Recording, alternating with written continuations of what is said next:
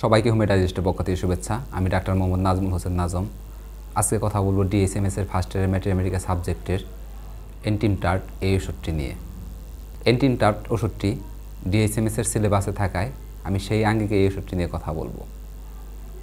আজকের আলোচনায় থাকছে এন্টিমটার্ট ওষুধের উৎস, এর মূল বৈশিষ্ট্য, মানসিক লক্ষণাবলী, নির্দেশক লক্ষণ, তাছাড়া আরও থাকছে উত্তেজক কারণ, মোডালিটিস অর্থাৎ হ্রাসবৃদ্ধি, কিনুট লক্ষণ, নিশ্চিতকারী লক্ষণ ও সম্পর্কযুক্ত ওষুধ। এন্টিমটার্ট ওষুধের সম্পূর্ণ নাম হচ্ছে অ্যান্টিমোনিয়াম টার্টারিকাম। হোমিওপ্যাথিক ওষুধ আমরা বিভিন্ন উৎস থেকে পেয়ে থাকি, যেমন উদ্ভিজ্জ, পানিজ, খনিজ, নসুট, বাওয়াল নসুট।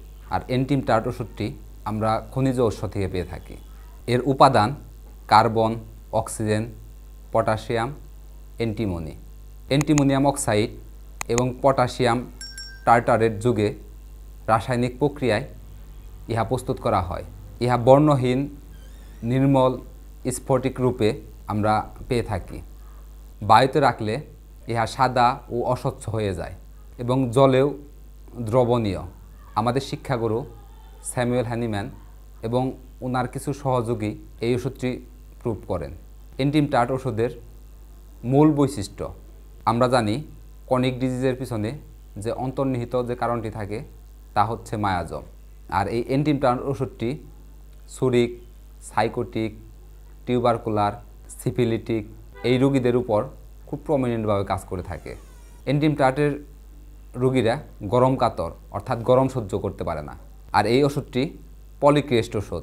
তাছাড়াও আমরা এন্টিমটার্টের ক্ষেত্রে দেখতে পাই বাম পাশে আক্রমণ করে, কনিক রোগে ব্যবহার হতে পারে। অর্থাৎ অ্যাকুয়েট রোগে তো ব্যবহার হয়ই, এটা কিন্তু কনিক রোগেও ব্যবহার হয়। কিন্তু কনিক রোগের তুলনায় অ্যাকুয়েট রোগে এই এন্টিমটার্ট ওষুধটি বেশি ব্যবহার হয়। তাছাড়া আমরা এন্টিমটার্টের ক্ষেত্রে যে শিশুর যে রোগ হয় বা শিশুর রোগে এই ওষুধটির বেশি প্রয়োজন হয়। এন্টিমটার্টের রোগীর ক্ষেত্রে আরও আমরা দেখতে পাই উপরের ডান পাশে, নিচে বাম পাশে, কিংবা উপরে বাম পাশে, নিচে ডান পাশে এরকম আড়াআড়ি আক্রমণের একটা প্রবণতা থাকে। এন্টিমটার্টের আলোচনার শুরুতেই যে কথাটি বলতে হয়, এই এন্টিমটার্টের রোগীদের ক্ষেত্রে আমরা দেখতে পাই রেসপিরেটরি ট্র্যাক্টের সর্দি এবং মিউকাস সঞ্চয়, বুকে ভেজা মিউকাসের গড়গড় এবং কর্কশ শব্দ আমরা দেখতে পাই। মনে হয় অনেক মিউকাস জমে আছে, কিন্তু অল্প মিউকাস অনেক কষ্ট করে উঠাতে পারে। অর্থাৎ এদের যে মিউকাসগুলো থাকে এই মিউকাস এই কাশির সাথে সহজে উঠতে চায় না, যদিও উঠে তাহলে একদম অল্প এবং দম বন্ধ হয়ে আসে। তাছাড়াও এন্টিমটার্টের রোগীদের ক্ষেত্রে আমরা সাইনোসাইটিসের সমস্যা, এই সমস্যার ক্ষেত্রেও এন্টিমটার্ট আমাদের অনেক সময় প্রয়োজন পড়ে। তাছাড়া আরও দেখতে পাই এন্টিমটার্টের রোগীদের ক্ষেত্রে এদের মন মেজাজ রুক্ষ, খিটখিটে এবং এই এন্টিমটার্টের রোগীদের ক্ষেত্রে মাঝে মধ্যে দেখা যায় যে এরা তন্দ্রাচ্ছন্নতা থাকে। এখন আমি কথা বলবো এন্টিমটার্ট ওষুধের মানসিক লক্ষণাবলী নিয়ে। এন্টিমটার্টের রোগীরা একা থাকতে ভয় পায় এবং এদের বাজে মেজাজ পরিলক্ষিত হয় এবং হতাশাও দেখা যায়। অর্থাৎ এদের রোগ আরোগ্যের ব্যাপারেও কিন্তু হতাশা আমরা দেখতে পাই। তাছাড়াও এন্টিমটার্টের ক্ষেত্রে আমরা আরও দেখতে পাই যে সামান্য কিছুতেই ভয় পায়, সাথে আরও দেখতে পাই যে বিড়বিড় করে প্রলাপ বকে। তাছাড়াও এন্টিমটার্টের রোগীদের ক্ষেত্রে আমরা আরও দেখতে পাই ঘুম থেকে উঠে কি করবে বা কোথায় আছে বুঝতে পারে না। অর্থাৎ এটা ঘুম থেকে ওঠার ক্ষেত্রে এন্টিমটার্টের রোগীদের ক্ষেত্রে আমরা মাঝে মধ্যেই কিন্তু দেখতে পাই। তাছাড়াও এন্টিমটার্টের রোগীদের ক্ষেত্রে আরও দেখতে পাই উদাসীনতা, খুব সহজেই এরা বিরক্তি হয় এবং একা থাকতে চায়। এদের আচরণ দেখতে পাই যে রুক্ষ আচরণ, অনেক সময় এরা কুকায়, জ্ঞান জ্ঞান করে এবং আরোগ্যের ব্যাপারে এদের হতাশা দেখা দেয়, মনে করে সে আর এই অসুখ থেকে ভালো হবে না। আর এন্টিমটার্টের শিশুদের ক্ষেত্রে আমরা দেখতে পাই এই শিশুরা সবসময় তাকে সোজা করে কুলে রাখতে বায়না করে। তাছাড়াও এই এন্টিমটার্টের শিশুরা তাদের দিকে তাকানো সে পছন্দ করে না এবং কারো স্পর্শ পছন্দ করে না। অর্থাৎ কেউ যদি তার দিকে তাকায় তা সে অপছন্দ করে এবং কেউ যদি স্পর্শ করে এটাও সে অপছন্দ করে। এবং এন্টিমটার্টের শিশুদের ক্ষেত্রে আমরা আরও দেখতে পাই মা কিংবা তার ঘনিষ্ঠজনদের সাথে সবসময় লেগে থাকার একটা প্রবণতা থাকে, সঙ্গ ছাড়তে চায় না এবং চোখ বন্ধ করলে অচেতনের মতো হয়ে যায়।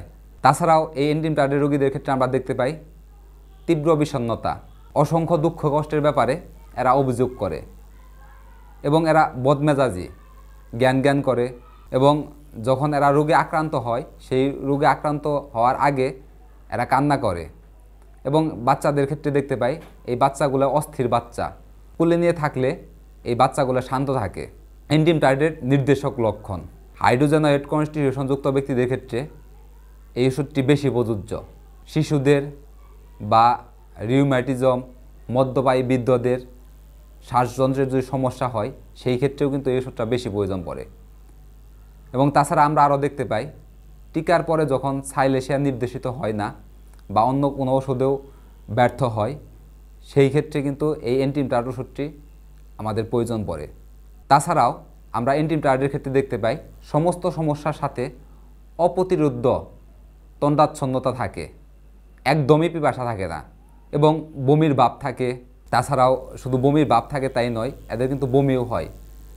আরও আমরা এন্টিম টার্ডের রোগীদের ক্ষেত্রে দেখতে পাই যে শীতলতা এবং ঘুম ভাব এদের মধ্যে বিদ্যমান থাকে। যে কোনো অবস্থায় এদের মধ্যে ঘামের অবস্থা দেখতে পাওয়া যায় এবং এন্টিম টার্ডের রোগীদের ক্ষেত্রে প্রতিক্রিয়া শক্তির আমরা একটা অভাব দেখতে পাই এবং এই এন্টিম টার্ডের রোগীদের ক্ষেত্রে প্রতিক্রিয়ার অভাবযুক্ত ব্যক্তিদের ক্ষেত্রেও এই এন্টিম টার্ড প্রয়োজন পড়ে। মাথা ঘুরানো, ঘুম ভাব, মনের বিশৃঙ্খলা অবস্থা জড়তার সাথে পর্যায়ক্রমে দেখা যায়, অর্থাৎ তার মাথা ঘুরানো এই ঘুম ভাব এইটা দেখা যায়, তারপরে আবার দেখা যায় মনের বিশৃঙ্খলা, আবার মনের বিশৃঙ্খলা যখন চলে যায় তখন দেখা যায় এই মাথা ঘোরার সাথে ঘুম ভাব। এইভাবে একটা লক্ষণের সাথে আরেকটা লক্ষণে পর্যায়ক্রমে দেখা যায়।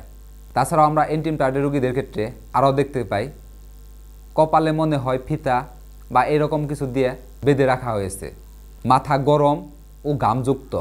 আরও এন্টিম টার্ডের রোগীদের ক্ষেত্রে আপনি লক্ষ্য করলেই দেখতে পাবেন এদের চোখ বসে যায়, চারদিকে কালো ছোপ পড়ে এবং ঠোঁট ফ্যাকাশে ও কুচকানো থাকে। তাছাড়া আমরা আরও দেখতে পাই এন্টিম টার্ডের রোগীদের ক্ষেত্রে ভিতরে কালচে ঝুলের মতো রং ধারণ করে।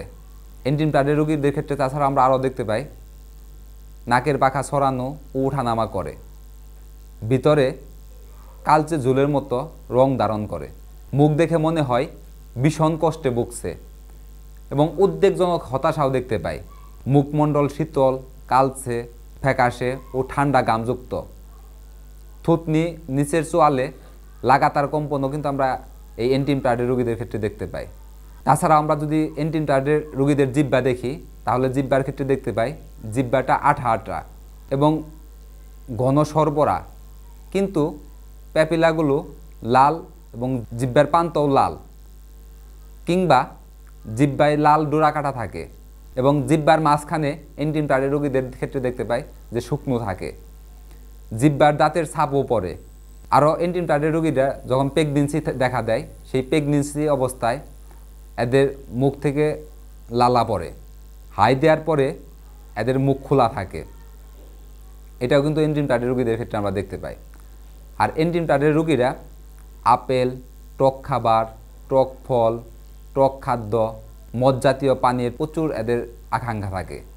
দুধ এবং তামাক এরা পছন্দ করে না। এর সাথে আরও আমরা দেখতে পাই যে বমির ভাব এবং বমিও হয়, বিশেষ করে এই বমিটা খাবারের পরে বেশি দেখা যায় এবং বমির পরে এই এন্টিম টার্ডের রোগীরা মারাত্মক দুর্বল এবং অবসন্নতা দেখা দেয় এবং মাঝে মধ্যে থেকে বমির ভাব হয়। আর এই বমির ভাবটি প্রিকর্ডিয়াল এলাকার চাপের অনুভূতি সহ একটি ভয়ের অনুভূতি সৃষ্টি করে এবং এরপর মাথা ব্যথার সাথে হাই ওঠা, চোখ দিয়ে পানি পড়া শুরু হয়। তাছাড়া আমরা এই বমির ক্ষেত্রে আরও দেখতে পাই ডান কাত ছাড়া যদি অন্য কাতে এই এন্টিম টার্ডের রোগীরা হয় তাহলে কিন্তু বমি হয় এবং খুব জোরসে এই বমিটা হয়, ছিটকেও যায়। এই বমির পর ক্লান্ত হয়ে ঘুমিয়ে পড়ে। তাছাড়াও আমরা আরও দেখতে পাই এন্টিম টার্ডের রোগীদের ঢেকুরে পচা ডিমের গন্ধ থাকে, আক্ষেপযুক্ত পেট ব্যথা, প্রচুর বায়ু নিঃসরণও হয় এন্টিম টার্ডের রোগীদের। এন্টিম টার্ডের যে ইরাপশনগুলো আছে অর্থাৎ উদ্বেগযুক্ত রোগের সাথে এদের ডায়রিয়া দেখা দেয়। এন্টিমটার্ডের বিশেষ করে বঙ্কাই ও ফুসফুসের মিউকাস মেমব্রেনকে আক্রমণ করে। বুকে প্রচুর পরিমাণ মিউকাস জমে বা কর্কশ গড়গড় শব্দ তৈরি করে, বুদবুদের মতো শব্দ হয়, যে কারণে এদের শ্বাসকষ্ট হয় এবং এই হৃৎপিণ্ডের ক্রিয়াও এই কারণে স্থমিত হয়। আরও দেখতে পাই এন্টিমটার্ডের রোগীদের ক্ষেত্রে রক্তের অক্সিজেনের ঘাটতি দেখা দেয়। এই ক্ষেত্রে এই এন্টিমটার্ডের রোগীদের জীবনী শক্তির ব্যাপক ঘাটতি দৃষ্ট হয়। অর্থাৎ এন্টিমটার্ডের রোগীদের বঙ্কায়ে বা শ্বাসযন্ত্রে প্রচুর মিউকাস জমে। এই মিউকাস জমা সত্ত্বেও এরা কিন্তু কাশি দিলেও এই মিউকাসগুলা বের করতে পারে না, যদিও বের করে দিলেও একদম অল্প অল্প বের হয়। অর্থাৎ এন্টিমটার্ডের রোগীদের এই যে মিউকাসগুলা থাকে সেই মিউকাসগুলা সহজে বের করতে পারে না। মিউকাসগুলা যখন কাশতে থাকে সেই কাশির সাথে যখন বের হয় খুব অল্প অল্প হয়, বেশি পরিমাণ হয় না। তাছাড়া আরও আমরা দেখতে পাই বুক ও বঙ্কিয়াল টিউবে মনে হয় মিউকাসে বোঝাই হয়ে আছে, কিন্তু তা বের করা যায় না। দ্রুত ছোটো ছোটো ও কষ্টকর শ্বাস প্রশ্বাস এই এন্টিমটার্ডের রোগীদের ক্ষেত্রে দেখতে পাই। এবং পেট অনেক সময় দেখা যায় যে লেগে আছে, যেন শ্বাস কাটতে পারছে না এরকম মনে হয়। কাশতে এবং শ্বাস নেওয়ার সময় এদের অনেক সময় উঠে বসতে হয়। কাশির পরে বমি ও ঘুম দেখা দেয়। তাছাড়াও আমরা এন্টিমটার্ড রোগীদের ক্ষেত্রে দেখতে পাই ফুসফুসের প্যারালাইসিস অবস্থা বা ওডিমা। আর এই এন্টিমটার্ডের রোগীদের কাশি খাওয়ার পর আরও বেড়ে যায়, সাথে বুকের ও ল্যারিংসের ব্যথা থাকে। আর এই বুকে ও ল্যারিংসের যে ব্যথা থাকে সেই ব্যথা ভোর 3টায় বেড়ে যায়। শ্বাসকষ্ট ডেকুরে কমে, ডান পাশে শুলে কমে। তাছাড়াও এন্টিমটার্ডের নবজাতকের শ্বাসকষ্ট আমরা দেখতে পাই। অনেক সময় যে নবজাতকের শ্বাসকষ্ট হয় এই শ্বাসকষ্টে আমাদের এন্টিমটার্ড ওষুধটি প্রয়োজন পড়ে। এই জন্মের সময় এই নবজাতকের অবস্থা দেখা যায় যে অনেকটা ফ্যাকাশে, দুধ টানতে পারে না, মনে হয় শ্বাসের অভাবে সে কান্না করছে। এরকম অবস্থা যদি আসে সেই ক্ষেত্রে যদি আমরা এন্টিমটার্ড ব্যবহার করি সেই ক্ষেত্রে কিন্তু আমরা দেখা যাচ্ছে এই এন্টিমটার্ডের শিশু এই শ্বাসকষ্ট থেকে, তার যে কাশির সমস্যা থাকে এই কাশির সমস্যা থেকে সে পরিত্রাণ পায়। তাছাড়া আরও দেখতে পাই এন্টিমটার্ডের শিশুরা রাগ করলে কাশি আরম্ভ হয় এবং কাশির সাথে পিছনের দিকে বেঁকে যায়। আর এন্টিমটার্ডের যে স্ল্যামাটা থাকে এন্টিমটার্ডের রোগীদের, এই স্ল্যামা ঘন ও সাদা এবং বঙ্কিয়াল টিউবের সকল সমস্যার সাথেই এদের পানির পিপাসা থাকে না, অর্থাৎ পিপাসাহীনতা থাকে। তার সাথে প্রচুর পরিমাণে মিউকাস নিঃসরণ হয় ও বুকে খুব বেশি গড়গড়ে শব্দ থাকে। এবং তাছাড়াও আমরা এন্টিমটার্ডের রোগীদের ক্ষেত্রে আরও দেখতে পাই অস্বস্তিকর গরম অনুভূতির সাথে বুক ধড়ফড় করে, পালস দ্রুত হলেও এবং দুর্বল ও কম্পনশীল হয়। এন্টিমটার্ডের রোগীদের মাজায় প্রচণ্ড ব্যথা, ভারী কিছু তুললে তা বেড়ে যায়। এদের সামান্য নড়াচড়ায়ও বমির ভাব হয়, শীতলতা বা আঠা আঠা ঘাম সৃষ্টি করে। তাছাড়াও আমরা এন্টিমটার্ডের রোগীদের ক্ষেত্রে আরও দেখতে পাই কক্সিসের ভারী অনুভূতি, সবসময় নিচের দিকে টানছে এরকম মনে হয়। তাছাড়াও আরও মনে হয় মেরুদণ্ডের হাড় একটি আরেকটির সাথে ঘষা খাচ্ছে। এন্টিমটার্ডের রোগীদের ক্ষেত্রে আমরা আরও দেখতে পাই সারা শরীরে কম্পন, গান শুনলে শীতবোধ বা পেশির সংকোচন বা ব্যথা অনুভব হয়। অনেক সময় দেখতে পাই যে এন্টিমটার্ডের রোগীদের যদি উদ্বেগ উঠতে না পারে সেই কারণে এদের আক্ষেপ দেখা যায়, অর্থাৎ কোনো একটা ইরাপশনতে না পারে যে কোনো কারণবশত, তখন এন্টিমটার্ডের রোগীদের আক্ষেপ দেখা যায়। আর এন্টিমটার্ড রোগীদের যে উদ্বেগ অর্থাৎ ইরাপশন থাকে সেই ইরাপশন পুঁজযুক্ত এবং সারার পর নীলচে লাল দাগ রেখে যায়। তাছাড়াও আমরা এন্টিমটার্ডের রোগীদের ক্ষেত্রে আরও দেখতে পাই এদের পেনিসের মাথায় আঁচিল। এই ক্ষেত্রেও কিন্তু এন্টিমটার্ডের যদি অন্য অন্য লক্ষণ মিলে সেই ক্ষেত্রে যদি আমরা প্রয়োগ করি তাহলে রোগী আরোগ্য হবে। অর্থাৎ এন্টিমটার্ডের রোগী চিত্রের সাথে যদি ওষুধ চিত্রটি যদি না মিলে তাহলে কিন্তু রোগী আরোগ্য হবে না। এখন আমি কথা বলবো এন্টিমটার্ড ওষুধের উত্তেজক কারণ নিয়ে, অর্থাৎ যে কারণে এদের বিভিন্ন প্রকার রোগ বা রোগের উদ্ভব ঘটে। যেমন এদের রাগলে বিভিন্ন ধরনের রোগের উদ্ভব ঘটে। তাছাড়াও বিরক্তি, টিকা দিলে, আর্দ্রস্থান বা খাওয়ার পরে এদের বিভিন্ন ধরনের রোগের উদ্ভব আমরা দেখতে পাই। এন্টিমটার্ডের মোডালিটিস অর্থাৎ হ্রাস বৃদ্ধি, কী কী কারণে এন্টিমটার্ডের রোগীদের সমস্যা বেড়ে যায়, কোন সময় বেড়ে যায় এবং কোন সময় তা কমে সেই বিষয়গুলো নিয়ে এখন আমি কথা বলবো। এন্টিম টার্ডের রোগীদের ক্ষেত্রে আমরা দেখতে পাই এর সন্ধ্যায় যে লক্ষণগুলো আছে সেই লক্ষণগুলো বেড়ে যায়। তাছাড়া রাত্রে শোয়ার পর উষ্ণতায়, ভিজা ঠান্ডা আবহাওয়ায়, টক খাদ্যে, দুধ খাইলে, সকালে বসে থাকলে, বসা থেকে উঠতে গেলে এদের বিভিন্ন ধরনের বৃদ্ধি দেখতে পাই। তাছাড়াও বসন্তকালের আবহাওয়া পরিবর্তনের সময়ও কিন্তু এদের বৃদ্ধি দেখা যায়। আর এন্টিম টার্ডের রোগীদের আমরা দেখতে পাই সোজা হয়ে বসে থাকলে এদের আরাম হয়। স্লেমা এদের ফেলতে কষ্ট হয়, তবুও যদি কোনো সময় স্লেমা ফেলতে পারে তাহলে কিন্তু এন্টিম টার্ডের রোগীদের আরাম হয়। তাছাড়া আমরা আরও দেখতে পাই ঢেকুল তুললে, বমির পরে, ডান কাতে শুইলে বা নড়াচড়ায়, ঠান্ডা খোলা বাতাসে এন্টিম টার্ডের রোগীদের আরাম হয়। এন্টিম টার্ডের রোগীদের কিনুস লক্ষণ, যে লক্ষণগুলো ওষুধ সিলেক্টের জন্য খুবই গুরুত্বপূর্ণ।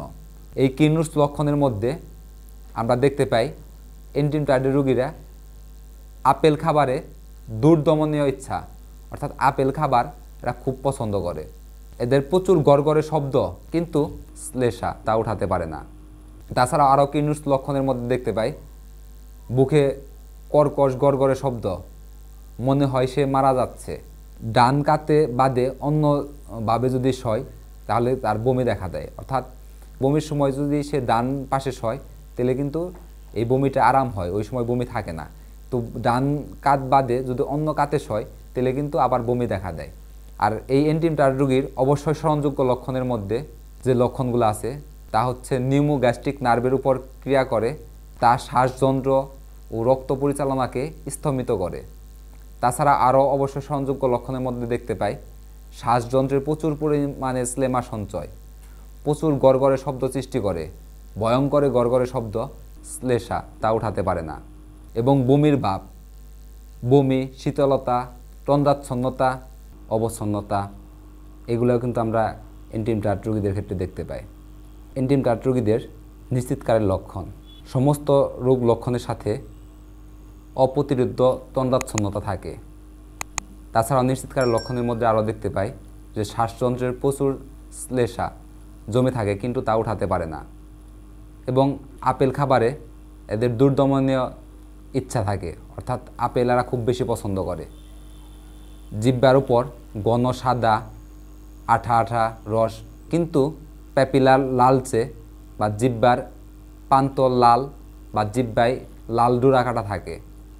তাছাড়াও এন্টিম টার্ডের আরও নিশ্চিতকারের লক্ষণের মধ্যে দেখতে পাই ডান কাত ছাড়া অন্য কাতে শুলে এদের বমির ভাব দেখা যায় এবং বমি হয়। নিশ্চিতকারের লক্ষণের মধ্যে বঙ্কিয়াল টিউবের সমস্যা, একদমই পিপাসা থাকে না, অর্থাৎ থার্স্টলেসনেস থাকে। মাজায় প্রচণ্ড ব্যথা, ভারী কিছু তুললে বেড়ে যায়, সামান্য নড়াচড়ায় বমির ভাব দেখা যায়, ঠান্ডা আঠা আঠা গাম এদের ক্ষেত্রে দেখা যায়। আরও আমরা দেখতে পাই স্মল পক্সে পুঁজযুক্ত উদ্ভিদগুলো থাকে।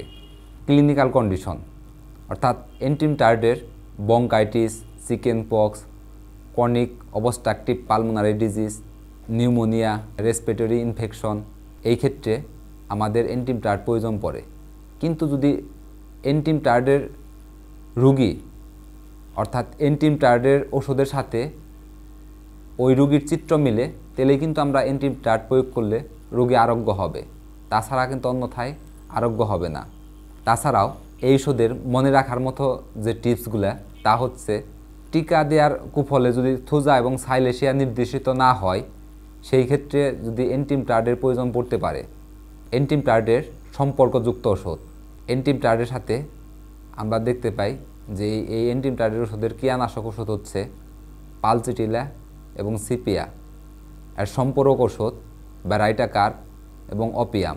যে ওষুধগুলো দ্বারা এই এন্টিম টার্ডের ক্রিয়া নষ্ট হয় তা হচ্ছে asafoetida, China, conium, merc sol, opium, rhus tox, sepia.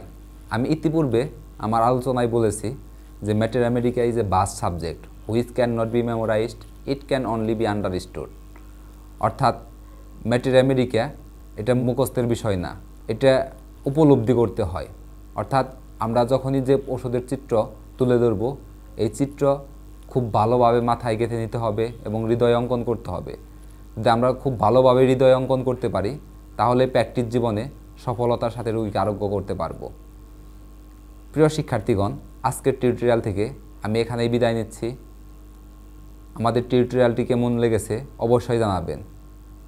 সবার সুস্বাস্থ্য কামনা করে আজকের মতো এখানে শেষ করছি। সবাইকে ধন্যবাদ।